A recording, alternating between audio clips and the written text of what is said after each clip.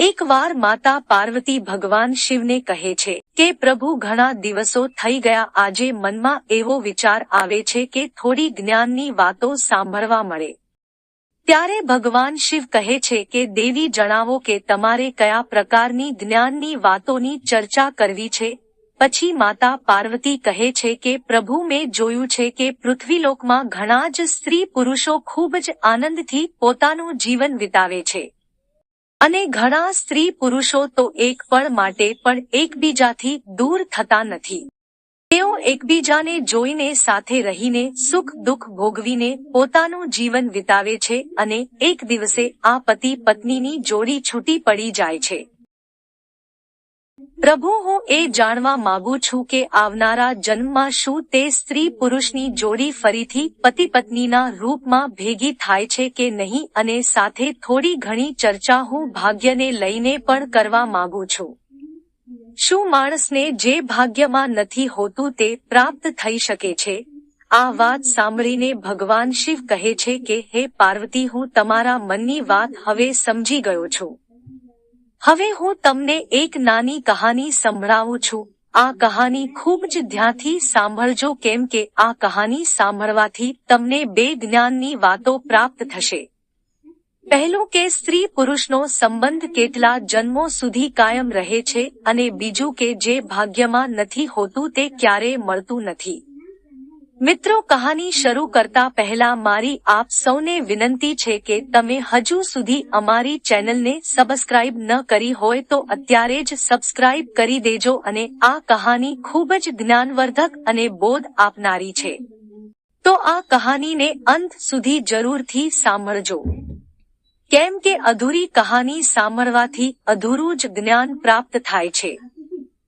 અને આપણે સૌ જાણીએ છીએ કે અધૂરું જ્ઞાન ક્યારેય પણ જીવનમાં કામમાં આવતું નથી અને તે હંમેશા નુકસાનકારક જ સાબિત થાય છે. તથા કોમેન્ટ બોક્સમાં હર હર મહાદેવ જરૂરથી લખી દેજો, જેથી ભગવાન ભોલેનાથની કૃપા આપણા સૌ પર નિરંતર બની રહે. તો ચાલો કહાની શરૂ કરીએ. ભગવાન શિવ કહે છે કે પાર્વતી એક રાજકુમારી હતી. તે ખૂબ જ ચારિત્ર્યવાન હતી, જેનું લગ્ન એક ચારિત્ર્યવાન રાજકુમાર સાથે થયું હતું. બંને જીવનનો આનંદ અને સુખ લઈ રહ્યા હતા.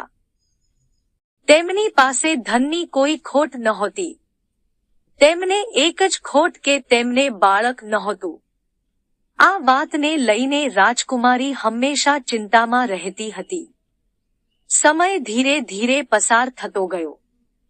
એક દિવસ રાજકુમારીની તબિયત અચાનક બહુ જ ખરાબ થઈ ગઈ. પછી તેણે રાજકુમારને બોલાવીને કહ્યું કે પ્રીતમ, મેં તમને ખૂબ જ પ્રેમ કર્યો છે. મેં તમારી ખૂબ જ સેવા કરી છે, ભજન અને પૂજા પણ કરી છે, પરંતુ હું તમારી એક ખુશી પૂરી ના કરી શકી, અને તે છે સંતાનને જન્મ આપવાની ખુશી. મને એવો આભાસ થઈ રહ્યો છે કે મારું જીવન હવે થોડીક જ ક્ષણોમાં ખતમ થઈ જશે. તમે શોક ના કરતા અને મારા મૃત્યુ બાદ મારી યાદો સાથે તમે જીવન વિતાવજો. અને હું તમને વચન આપું છું કે આવતા જન્મમાં હું ફરીથી તમારી પત્ની બનીશ અને હું તમારી સંતાનની ઈચ્છા જરૂરથી પૂરી કરીશ. આટલું કહ્યા પછી તે રાજકુમારીનું મૃત્યુ થઈ જાય છે. ભગવાન શિવ કહે છે કે પાર્વતી, થોડો સમય વીત્યા બાદ તે રાજકુમારનું પણ મૃત્યુ થાય છે, અને ત્યાર પછી તે રાજકુમાર એક એવા રાજાને ત્યાં જન્મ લે છે કે તે રાજાને 1600 રાણીઓ હોય છે, અને તે બધી જ રાણીઓની વચ્ચે તે એકલો જ પુત્ર હોય છે. બીજી બાજુ તે રાજકુમારી પણ એક એવા રાજાને ત્યાં જન્મ લે છે જે રાજાને પણ 1600 રાણીઓ હોય છે, અને તે બધી રાણીઓમાં તે એક જ પુત્રી હોય છે. ભગવાન શિવ કહે છે કે હે પાર્વતી, જે રાજાને પુત્ર હતો તેની પાસે એક ખૂબ જ બુદ્ધિશાળી અને સમજદાર પોપટ હતો. તે રાજા ઘણા બધા વિષયોમાં, ઘણી બધી બાબતોમાં તે પોપટની સલાહ લેતો હતો, અને તે પોપટની સલાહ તે રાજા માનતો પણ હતો. ઘણા મુશ્કેલ સમયમાં, ઘણા મુશ્કેલ પ્રશ્નોમાં તે રાજા પોપટની સલાહ અવશ્ય લેતો હતો. ભગવાન શિવ કહે છે કે હે પાર્વતી, એક દિવસ રાજાએ તે પોપટને બોલાવ્યો અને તે પોપટને કહ્યું કે હે પોપટ, હું તને એક ખૂબ જ મોટી જવાબદારી સોંપું છું, જે તારે પૂરી કરવાની જ છે. ત્યાર પછી પોપટ બોલ્યો કે બોલો મહારાજ, હું તો તમારા માટે કંઈ પણ કરવા તૈયાર છું. ત્યારે રાજાએ કહ્યું કે હે પોપટ, તું તો જાણે જ છે કે મારો એક જ પુત્ર છે અને હું મારા પુત્ર માટે જેવી વહુ શોધવા માંગુ છું તેવી જ વહુ તારે શોધીને લાવવાની છે. અને ત્યાર પછી તે રાજાએ તે પોપટને પોતાના મનની બધી જ વાતો જણાવી દીધી કે તે પોતાના દીકરા માટે કેવી વહુ લાવવા માંગે છે. અને ત્યાર પછી તે રાજાની વાત સાંભળીને તે પોપટ ખૂબ જ રાજી થઈ ગયો. પછી તે પોપટ રાજાને કહ્યું કે મહારાજ, તમારે જેવી રાજકુમારી જોઈએ છે અને તમારી જેવી પસંદ છે તે તમે એક કાગળમાં લખીને મારા પગમાં તે કાગળને બાંધી દો અને પછી આગળનું કામ તમે મારા ઉપર છોડી દો. હું તેવી જ રાજકુમારી શોધીને લાવીશ જેવી રાજકુમારી તમે ઈચ્છો છો. ભગવાન શિવ કહે છે હે પાર્વતી, પછી પોપટની વાત સાંભળીને રાજાએ એક કાગળ ઉપર તેની પસંદની રાજકુમારીના વિશેની બધી જ વિગતો લખી દીધી કે તે કેવી રાજકુમારી ઈચ્છે છે અને તે કાગળને વાળીને તે પોપટના પગમાં બાંધી દીધો. ત્યાર પછી તે પોપટ એક પાડોશી દેશમાં પહોંચી ગયો. ત્યાં ખૂબ જ ભારે વરસાદ થઈ રહ્યો હતો ત્યારે તેણે એક જંગલમાં શરણ લેવી પડી. તેને એક ખૂબ જ જૂનું બખોલવાળું ઝાડ મળી ગયું, જ્યાં તેને લાગ્યું કે આ જગ્યા મારા આરામ માટે ખૂબ જ યોગ્ય છે. ભગવાન શિવ કહે છે હે પાર્વતી, જ્યારે તે પોપટે તે ઝાડની બખોલમાં અંદર જવાનું વિચાર્યું ત્યારે જ તે ઝાડમાંથી એક અવાજ આવ્યો, જો તું અંદર આવીશ તો તું આંધળો થઈ જઈશ. અને ત્યાર પછી તે પોપટ આવી ડરામણો અવાજ સાંભળીને તે ઝાડની અંદર ગયો નહીં અને તે ઝાડની બાજુમાં જ એક નાની ડાળ ઉપર જઈને બેસી ગયો અને વરસાદ બંધ થવાની રાહ જોવા લાગ્યો. વરસાદ બંધ થયા પછી તે ઝાડની બખોલમાંથી એક મેના નીકળી અને આવીને તે પોપટની પાસે બેસી ગઈ. પછી બંને પોપટ અને મેના ઘણા સમય સુધી વાતો કરતા રહ્યા. આ વચ્ચે તે પોપટ મેનાને બધી જ વાત કહી સંભળાવી કે તે ક્યાં અને શા માટે જઈ રહ્યો છે. પછી તે પોપટની વાત સાંભળીને તે મેના કહેવા લાગી કે આજની આપણી મુલાકાત ખૂબ જ યાદગાર રહી છે. પછી તે મેના પોપટને આગળ કહે છે કે તમે તમારા માલિકના પ્રતિ જેટલા વફાદાર છો તેમ હું પણ મારા માલિકની પ્રત્યે એટલી જ વફાદાર છું. તમે તમારા રાજાના પુત્ર માટે એક એવી રાજકુમારીની શોધ કરી રહ્યા છો કે જેની અંદર બધા જ ગુણ હોય. તેવી જ રીતે હું પણ મારા રાજાની રાજકુમારી માટે એવા રાજકુમારની તલાશમાં નીકળી છું કે જેના અંદર બધા જ ગુણ હોય. ભગવાન શિવ કહે છે હે પાર્વતી, પછી તે પોપટ કહેવા લાગ્યો કે અમારા રાજાનું કહેવું છે કે અમે એવા ઘરની રાજકુમારી લાવીશું જે રાજાની 1600 રાણીઓ હોવી જોઈએ.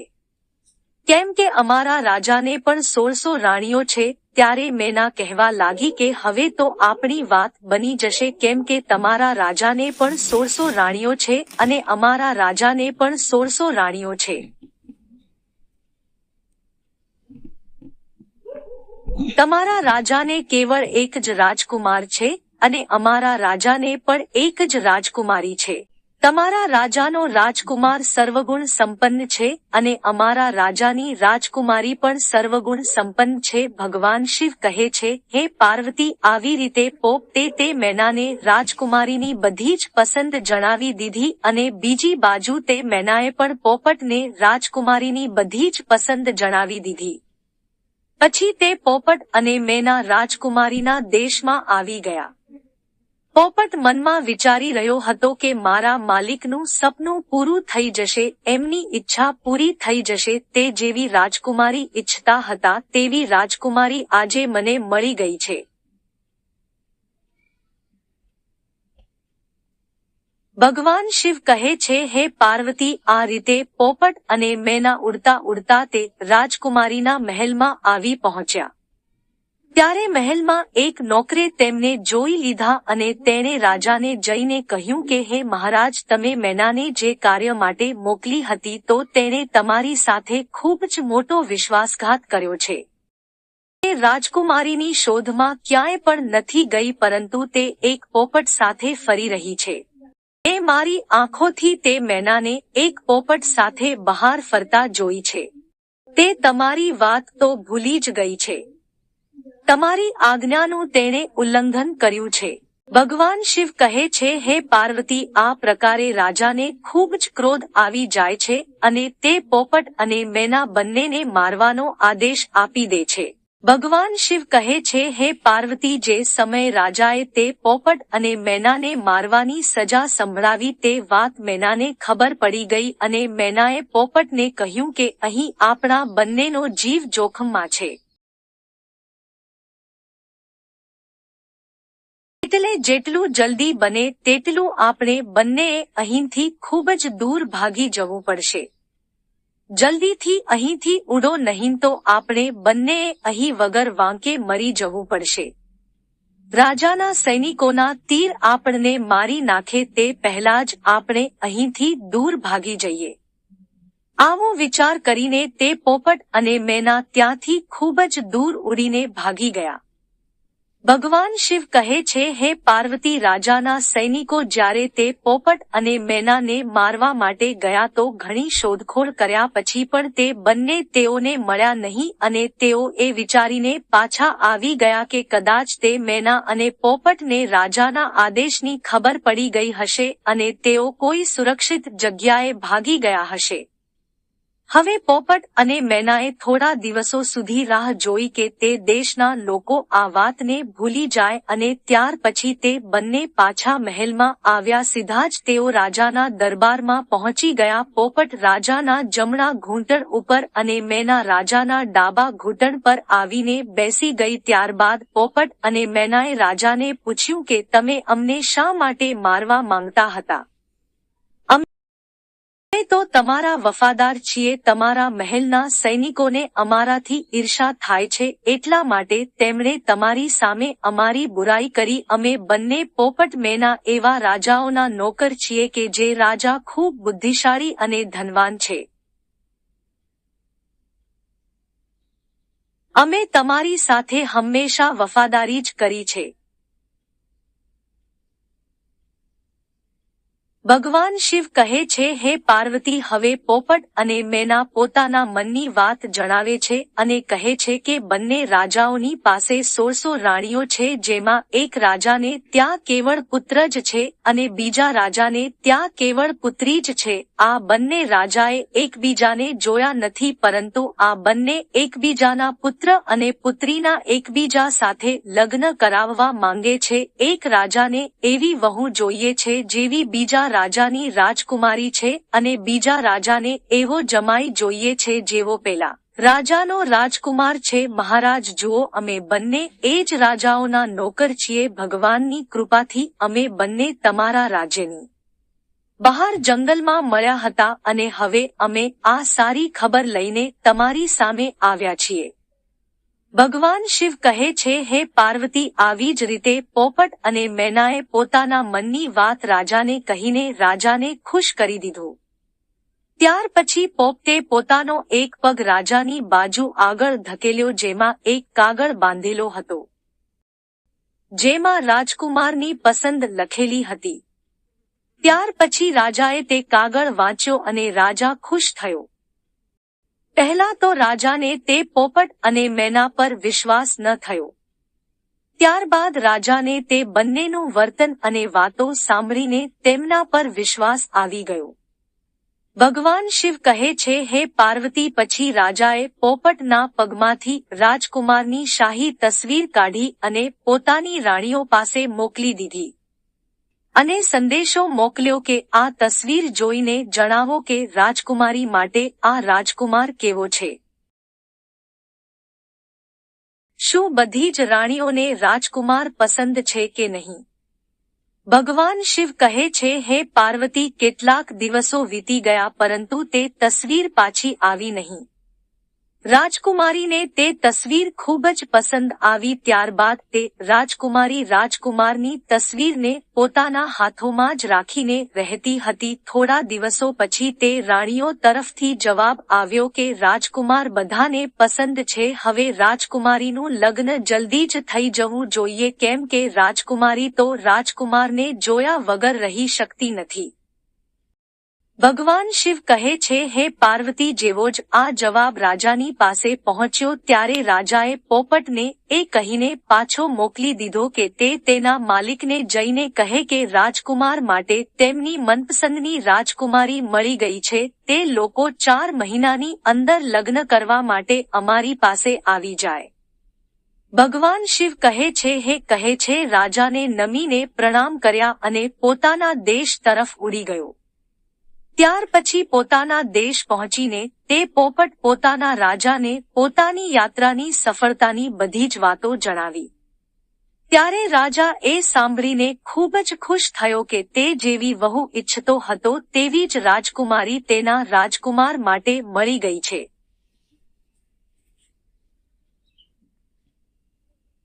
ત્યાર પછી રાજાએ તરત જ આ ખૂબ જ શુભ પ્રસંગને ભવ્યતાથી ઉજવવા માટેનો આદેશ આપી દીધો.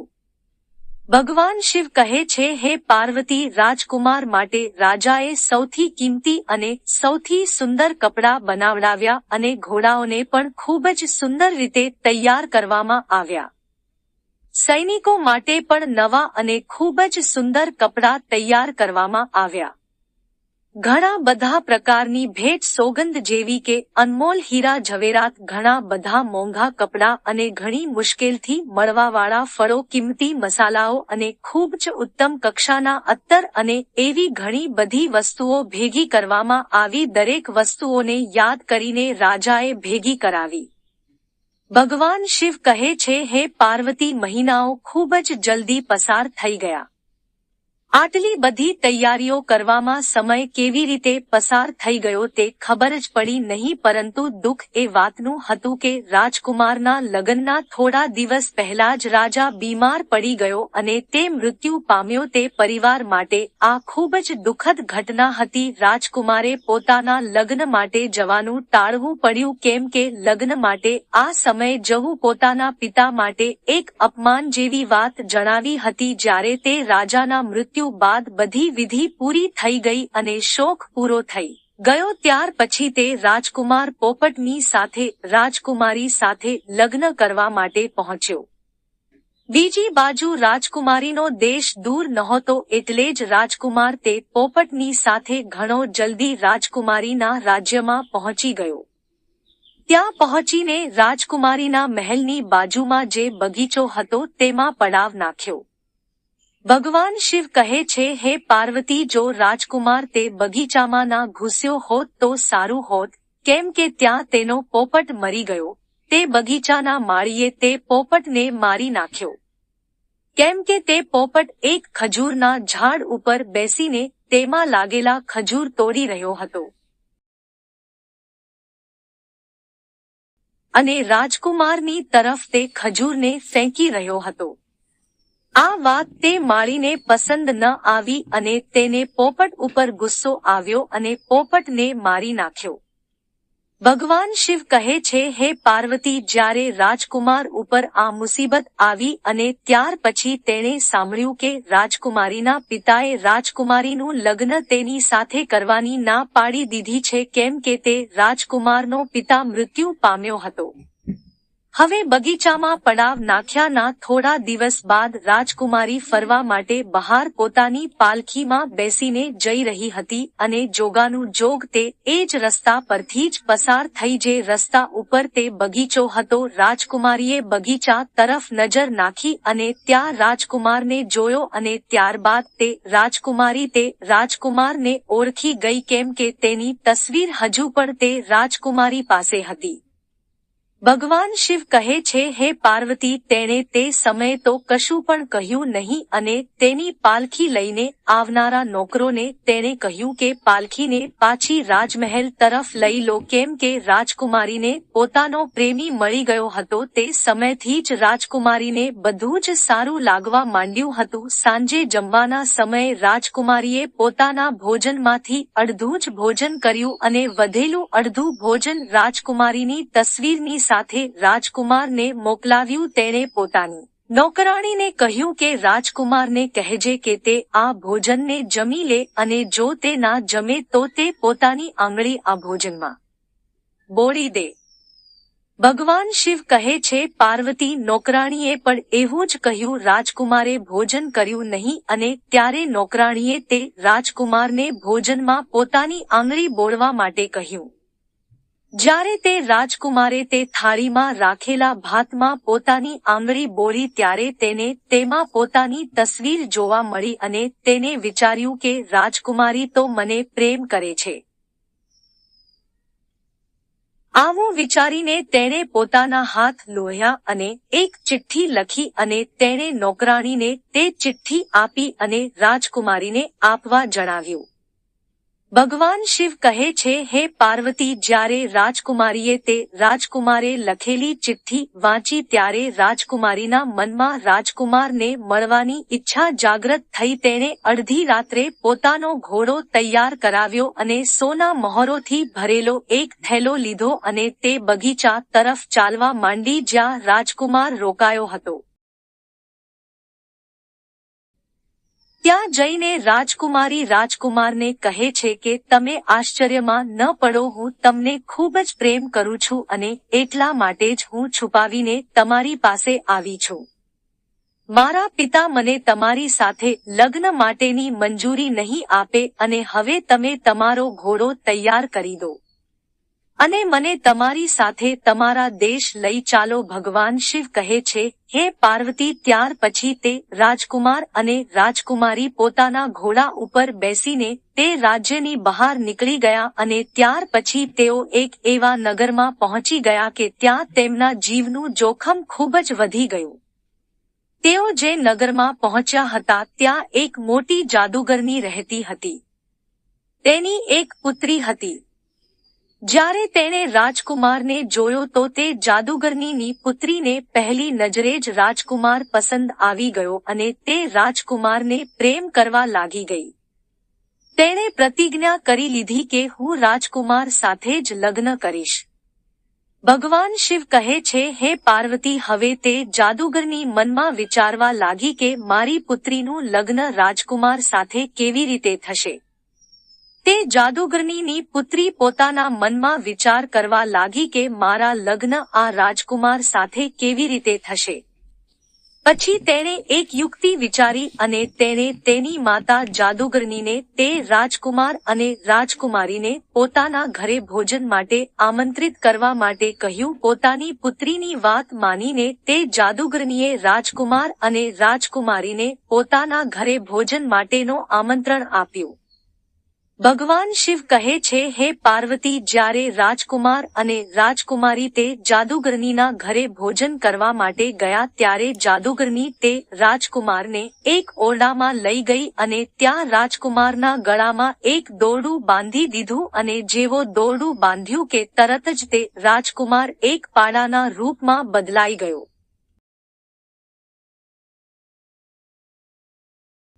તે જાદુગરનીએ તે પાડાને પાછળના દરવાજામાંથી બહાર કાઢીને એક સુરક્ષિત જગ્યાએ બાંધી દીધો અને તેની સાથે પોતાની પુત્રીને પણ મોકલી દીધી. હવે તે રાજકુમારી ભોજન કર્યા બાદ પોતાના રાજકુમારને શોધવા લાગી, પરંતુ તે રાજકુમાર હવે પાડો બની ગયો હતો. તે હવે રાજકુમારીને કેવી રીતે મળવાનો હતો. હવે આખો દિવસ તે પાડો તે જાદુગરની પુત્રીની પાછળ પાછળ ફર્યા કરતો. તે જાદુગરની પુત્રી જ્યાં પણ જતી તે પાડો તેની પાછળ પાછળ જતો હતો.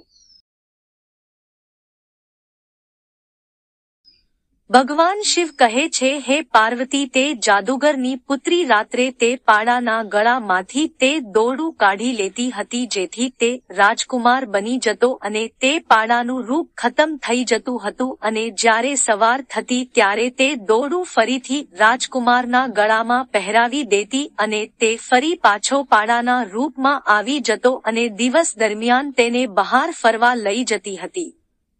બીજી બાજુ રાજકુમારને મળે ઘણા બધા દિવસો થઈ ગયા હતા. રાજકુમારી એક પાગલની જેમ પોતાના રાજકુમારને શોધી રહી હતી. તે ખૂબ જ દુઃખી હતી. તેને ખબર જ નહોતી પડતી કે હવે તે શું કરે. રાજકુમાર તેને છોડીને ક્યાં જતો રહ્યો હશે અને તેને દગો આપ્યો હશે. તેઓ રાજકુમારી પોતાના મનમાં વિચારતી અને ફરી ઘણી વાર વિચારતી કે રાજકુમાર મને દગો ન આપી શકે કેમ કે તે મને ખૂબ જ પ્રેમ કરે છે અને હું પણ તેને ખૂબ જ પ્રેમ કરું છું. કદાચ એવું નથી બન્યું કે કોઈએ રાજકુમારને મારી નાખ્યો હોય તેવું રાજકુમારી વિચારવા લાગી. ભગવાન શિવ કહે છે, હે પાર્વતી, હવે તે રાજકુમારીએ એક પુરુષનો વેશ ધારણ કર્યો અને તે દેશના રાજા પાસે પહોંચી અને તે રાજાને પોતાના મનની બધી વાતો જણાવી અને તે રાજા તે રાજકુમારીની બોલવાની છતાં અને તેની સુંદરતાથી ખૂબ જ પ્રભાવિત થયો. પછી તે રાજાએ પોતાના દરબારમાં તે રાજકુમારીને એક ઉચ્ચ અધિકારીના પદ પર નિયુક્ત કરી દીધી છે. ભગવાન શિવ કહે છે, હે પાર્વતી, જ્યારે તે રાજકુમારી એક અધિકારી બની જાય છે ત્યારે તે અધિકારીને ઘણા બધા ઘરોમાં આવવા જવાનું થતું હોય છે.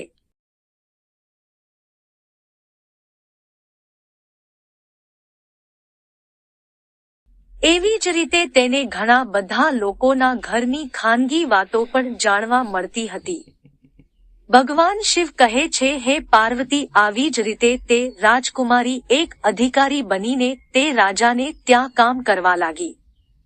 સમય ધીરે ધીરે પસાર થતો ગયો. ઘણા બધા વર્ષો વીતી ગયા. એક દિવસ તે રાજાનું મૃત્યુ થઈ જાય છે અને ત્યારબાદ નગરના બધા જ લોકો તે અધિકારીને તે દેશનો રાજા બનાવી દે છે કેમ કે તે અધિકારીના રૂપમાં તે રાજકુમારીનો વ્યવહાર તે રાજ્યની જનતાના પ્રત્યે ખૂબ જ